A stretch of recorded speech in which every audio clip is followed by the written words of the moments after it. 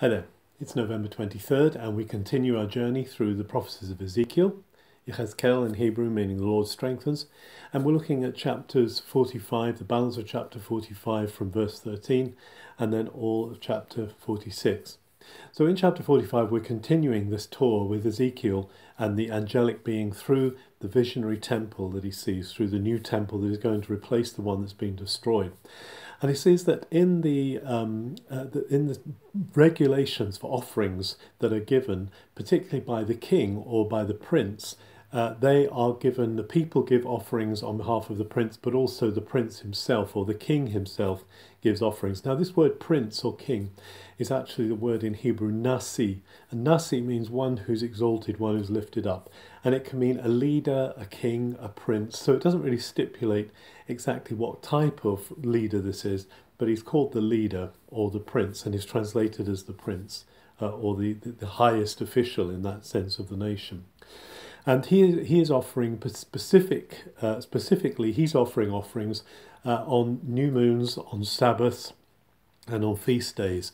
And there's a regulation there. There's lists of things that he has to offer: sin offerings, offerings for himself, offerings towards the people. And he does that on these particular days. But particularly specified is the Feast of Passover and the Feast of Tabernacles. And in fact, in this chapter, the Feast of Tabernacles is just called the Feast of 7 Days, because it was considered such a great feast that sometimes it was just called the feast. And so here are the regulations then for the leader or the prince to bring their offerings. And then going on into chapter 46, we find that the inner east gate, remember we've got the outer court and the inner court, and the inner court gate, the eastern gate, will be open just on Sabbaths. The rest of the time it will be closed. Normal work days, it says the inner gate, the east gate, will be closed. And it opens on the Sabbath, and the prince, the leader particularly, is to bring his offerings to offer there. But also the people are to come and offer their offerings there on Sabbaths, perhaps on new moons as well. But then on feast days, on special feast days, the tabernacles, the Passovers and so on, the people are to offer in a different way. They're to bring unblemished offerings, and they're coming in through the north gate and they're going out by the south gate. There's kind of a procession that goes through, and they are to go led by the king. The east gate is not open at this point. But if the prince or the king brings his own personal offerings, if he brings his own voluntary offerings, then he can use the east gate. It's an interesting idea of this order that is there about the gates, the significance that they have. Daily offerings are stipulated as well in addition. And then there's a regulation about gifts given by the prince. If the prince gives, and it's really meaning gifts of land, if the prince gifts land from his own possession, from the land that's been set aside from him, to his sons, that land becomes part of their inheritance in perpetuity. However, if the king or the prince gifts land to servants, that land is only theirs until Jubilee. That means it reverts to the prince, it reverts to the king, because it's part of his inheritance given by God.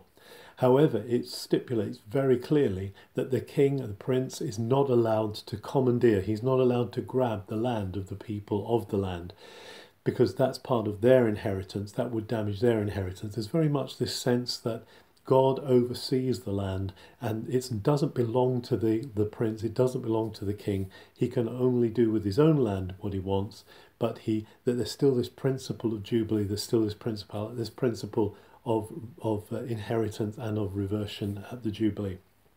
Then in verse 19 of chapter 46, the tour continues, and Ezekiel is shown by the angelic man into the priest's chambers. And here there are special chambers, special kitchens actually for preparing meat, for preparing the sacrifices, so that they don't have to be taken out of the inner court, they don't have to be taken out of the holy place. And there are places here, there are dining rooms, kitchens and so on for that to be prepared. But then also Ezekiel is taken into the outer court, and he sees that at each corner of the outer court of this great square court there are 4 courtyards, and in those 4 courtyards there are again special kitchens where the priests can prepare the sacrifices of the people. So the ones that are prepared in the inner court, these ones are to be holy and not carried out into the inner court. But when the people bring their offerings, they are prepared and baked and cooked in these courts at the corners of the outer court. Again, we see from this it's a very ordered, very beautiful, very a regulated way of presenting. There's a beauty, there's an elegance about the way that things are done. And we can see that God has an eye to beauty here. Now remember that this is a visionary temple. This is not the temple, this is not a temple that's ever been built, and these are not procedures that have ever been followed. But we do see that God has a way, and God has a desire to see order, to see things made beautiful, to see things set out in a certain way. Our lives are to beautify Him. Our lives are to look ordered and regulated for Him, so that we live in discipline as disciples following Him. This shows His work in our lives. This shows that God has set us apart for Himself. So let's not be afraid of rhythm, of the regular, of just as we see in these readings from Ezekiel, God calling us to the way of order and beauty as part of His kingdom. Have a very good November 23rd.